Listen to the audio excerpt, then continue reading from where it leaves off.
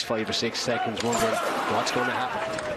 Often racing then for this Wokingham Stakes, a little bit slow into stride, was Al Bashir towards the centre of the racecourse. Showing up well is Duca de Como, who's one of the first to be prominent. Tis Marvellous is also racing handily with Apollo 1 showing speed. Juan Lepan on the near side is amongst those showing some dash, but they're a little bit behind early on with Bielsa Tabdi in that group with First Folio and also Kanja. So Duca de Como taking them along with Apollo 1. Flaming Rib is also up there on the wide outside in company with Chipstead. First Folio, the grey, is racing up the centre of the racecourse. Mum's Tipple's not too far away at this stage in company with Hierarchy. Over on the far side is Kate Moss with Tis Marvellous, the Royal Runner King's Lynn on the extreme left-hand side. And then just pushed along behind these is Spirit of Light. Up the centre of the racecourse, just trying to make a little bit of ground. Orazio is trying to make some progress, but has a little bit of work to do on the right-hand side. It's Mum's Tipple who's moved through with Apollo 1 to lead the Wokingham. Coming home well, Tabdeed, also trying hard to stay on Juan Lepan, and also making good late gains towards the far side is King's Lynn. They now enter the final 150 yards. Apollo 1, Mum's Tipple, St Lawrence on the near side with Juan Lepan,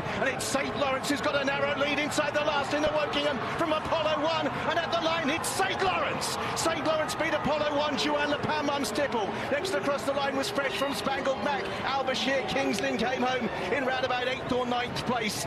Behind those was Mr Wagyu, who came home in about 10th, and all the way back to Tis Marvellous and the early leader Duca de Como. St Lawrence at 22-1 on the first start for Archie Watson gives Archie and Holly Doyle 3 big wins on the week. Apollo 1 was second, third for Juan Lepan, 4th place will just go I think to Mum's Tipple, head of Fresh, then Orazio might have just nicked 6th for those with extra places on the near side. 7th will go to Mr Wagyu, then behind these towards the outside was Spangled Matt. Kingsland's come home about 9th, Bielsa and Al Bashir, and then Summergand, who was never better than midfield, neither the likes of Princess Shabnan. So, success then for St Lawrence. First start for Archie Watson. And the 3rd time that Holly Doyle and Archie Watson have teamed up to win races this Royal Ascot.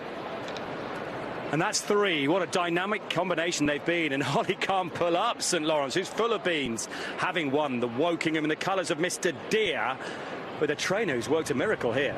This is an amazing training performance. Stable debut. A horse that hasn't won since he was a 2-year-old. I mean, you look at the way he sliced through the pack.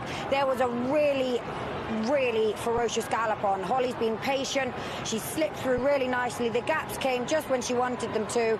And I think it's fair to say she's ridden with so much confidence, having had such a good week already. I think that the more I've just looked back at that middle move suggested that she's probably ended up getting there a little bit earlier than ideal. To pick up through a competitive field like that, I mean, not even on the premises at the moment, through the field, now has to go for absolutely everything. But how much in front were they on the far side as well? The low numbers were leading by miles at halfway. Yeah, and I know a few came out, so she would have come in a few, but St Lawrence was drawn in 30. Yep. So right on the stand side, she had to go over to find the pace more towards the middle to high far side even.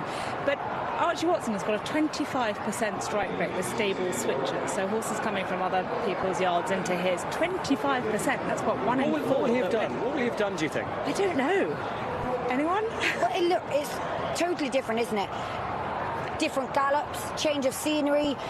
This horse might get turned out in the paddock. Different things that you don't know. We'd have to ask Archie himself, but it can be really simple. A different regime and different feed, all these things that can sort of sweeten a horse back up and help them improve again. Because he's always threatened to be a good horse, hasn't he? You know, he was quite good for the Roger Charlton team. Yeah, he was very good, and he's done quite well for Roger Varian as well. But maybe just hitting a bit of a flat spot, and all of a sudden, close to a career best straight off the bat. Led up by Alex Dove, who we saw celebrating there. Well done to Alex, thoroughly enjoyed that. What a combination this week. Holly Doyle and Archie Watson. A 3rd win of the week, a 5th in total at the Royal Meeting for Archie Watson. And Rishi's got the winning jockey. I have indeed. Holly, as Archie himself just said to me about 10 seconds ago, it's been some week. Yeah, 3 winners for the team. It's been unbelievable. You know, we finished ourselves on Tuesday, and to have 2 more since then, it's mental. Tell me about the race, because it always felt that the far side seemed to have the drop on you through the majority of it, and you weren't really in the picture till very late on, but you looked to be travelling really well. Yeah, to be honest, he went through the field like a knife through butter. He jumped okay, the pace was strong. Halfway onwards, I was taken back. I didn't want to get there too soon, and I probably did. He's done as much as he has to in front, but it's just great to see him back to form. He's got a lot of ability, and all credit to Archie again, some training performance. Now, I've seen you when you've been happy after races that you've won. There seems to be even more satisfaction in your voice, even more enjoyment after this week of wins. I know you've still got another ride to come, but you seem to be absolutely over the moon with what's happened this week. Yeah, I'm absolutely loving it. Things are going great for Tom and I at the moment, and getting some really good rides, and thankfully delivering the goods when it matters. It's nice to see you back to full form.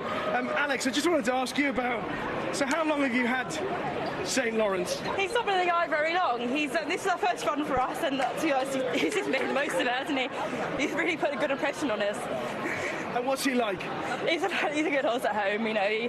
He's quiet, he's sensible, and Chris at home, our head lad, does a lot with him and rides him and does a good job with him, and you're very lucky to have him. Well, the boss is here now, so I'll leave you all. Well done. Well done. Well done, Archie Watson on the right there, and well done to owner Mr. Deere, who owns Oak Grove Stud. It's in Wales. It's right next to Chepstow Racecourse, actually, and he bred there Al Kazim, Jason, who'd be the best horses sporting these colours by some distance. Oh, what an absolute rocket he was, and they'll just be thrilled with this. You know, owner breeders, doesn't get any better. You know, coming to the Royal Meeting, being successful here in St. Lawrence. You know, at the age of 5, he's a gelding. I would imagine they will have a lot of fun with him pot hunting around, you know, because he'll be stepping up back into Pattern Company, I would imagine. Yeah, obviously he'll go back up into back up the handicap a bit for that win, but dropping down to 6 furlongs has been a big positive, and maybe it's a Holly Doyle factor. Go to Archie Watson, get ridden by Holly Doyle, and they come out and win. Yeah, absolutely. Like I say, she's had such a good week. Her confidence will be so high. It's like pressure off, isn't it? You just let your rider do the talking, then once you've got one on the board, it's like buses. They seem to keep coming. Well, that's the case for Holly anyway.